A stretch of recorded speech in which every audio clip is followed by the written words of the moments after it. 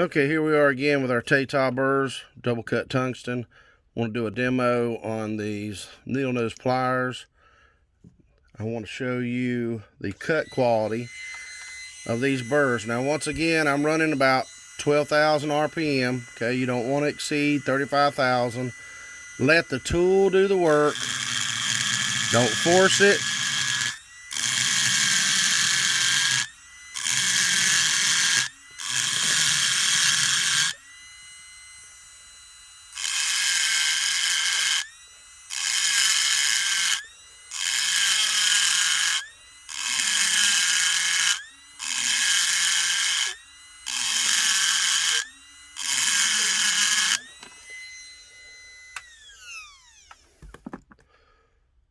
Now you'll notice a nice smooth cut.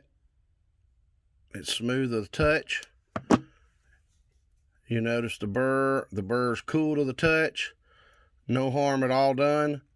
If you simply want to clean your burr, take your nylon wire brush, just brush it off a little bit. You're good to go.